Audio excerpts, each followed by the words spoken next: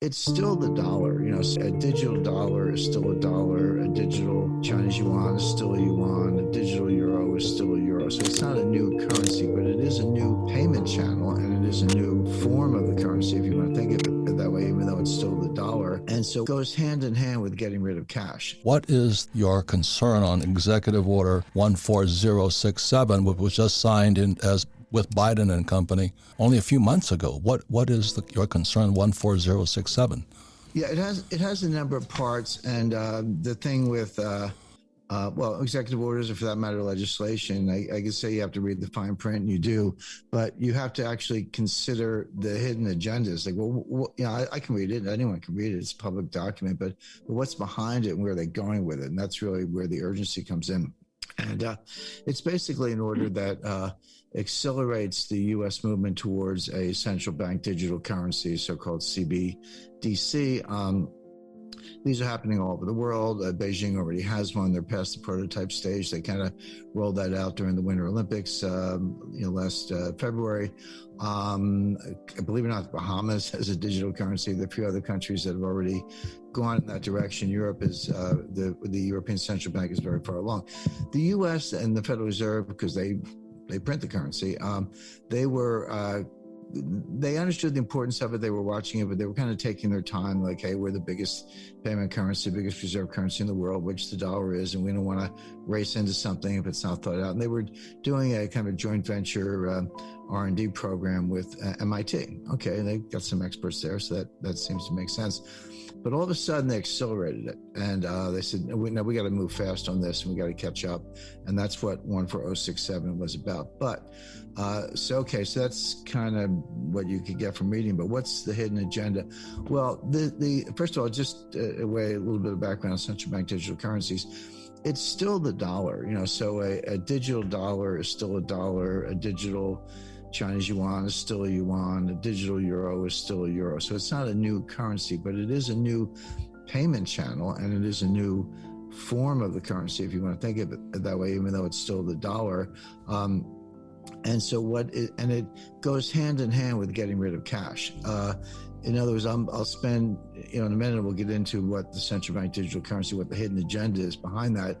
But as I go through the list of really bad things that can happen, you say, well, okay, but I still got cash. I can go down to the bank and get a, whatever, $10,000 or $100,000 in cash. By the way, that's not easy to do. I say that, and this is why we're sounding the alarm a little bit on Executive Order 14067. So once it's digital, a couple things. First of all, they know your whereabouts. Now, they already know your whereabouts from your iPhone, unless you turn your iPhone off, and not just turn it off, but put it in what's called a Faraday sac, which is a special woven fabric of a metallic weave that blocks radiation. And by the way, do the same thing with your EasyPass and a bunch of other stuff. But unless you do that, then they know where you are through your iPhone or your Samsung or whatever. So they already know your whereabouts. We have facial recognition software. People go, I'm going to wear a mask and sunglasses and pull my hat down. Okay. They have what's called gait recognition software, GAIT, meaning how you walk. Believe it or not, everybody walks slightly differently. Wow. And it's like a fingerprint. So even if you're wearing a mask, they see you walking down the street, they're like, that's Kim, or that's Robert, or Jim, or as the case may be. So they already know a lot, and they know your whereabouts. But now they're going to know what you're buying, right? Because every product has a SKU, stock keeping code, stock keeping unit code, with a QR scan, digital scan. They're going to know what you're buying. And this digital currency is programmable, meaning they can block certain purchases or not. So let's say you donate money to Elise Stefanik. She's an up-and-coming Republican member of the Republican leadership in upstate district in New York, or heaven help you if you donate money to Donald Trump. Well, they'll know that, first of all, and you might find that your account's frozen. Or let's say they want to see right now, if you work and you're an employee, it's a technical term defined, and you get paid and you get a W-2 at the end of the year. But they withhold it from your payment. You get paid every 2 weeks or whatever. Employer withholds taxes from your wages, and then you get your W-2, file your tax return, you reconcile, and maybe you get a refund, maybe you owe a little bit, but they got the money up front through withholding. But that's not true for independent contractors and professionals, so doctors, lawyers, architects, landscaping store, and anybody who's not a W-2 employee doesn't have withholding. They got to pay their taxes. But what if they could just take it out of your bank account? It's like, yeah, okay, you're a doctor, but you put the money in this bank, and I'm just going to take, some number, 20% out of your bank account every month. And yeah, we'll send you a statement, 1099, file your tax return, and you owe or you get a refund, but no more honor system. In other words, no more waiting till year end. We're going to take it out of your bank account.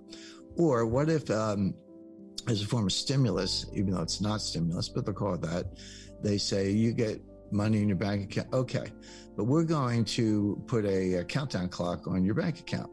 And if you don't spend 10% of it in the next 30 days, we're going to deduct, that much. So in other words, use it or lose it.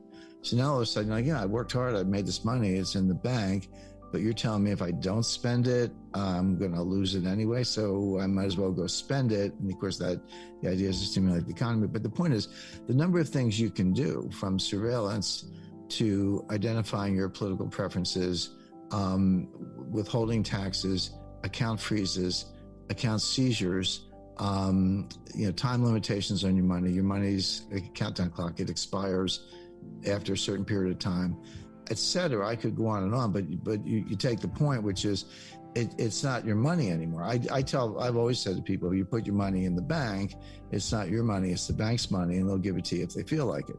Well, this is that same idea on stilts. And this is like, and now the government's involved, and it's easier, everything easier, faster, cheaper about payments is also easier, faster, cheaper about surveillance, confiscation, account freezes, etc. And then people say to me, they explain that what I just said to you guys, and they say, oh, that'll never happen. It's already happening. I mean, it's already here. Talk to the Freedom Convoy in Canada, what my neo-fascist friend Chrystia Freeland, who's the Deputy Prime Minister and Finance Minister, did to the Freedom Convoy. Yeah, they stalled traffic. They blew the horns at 3 a.m. All Trudeau had to do was come out, say, who are your leaders, meet with them, hear their demands, give them a few, not all. They would all go home, and that would be the end of it. He didn't do that. The thing about gold is, an attaché case with $1 million in $100 bills weighs 22.2 pounds. That's how much it weighs. So you can fit $1 million into an attaché case.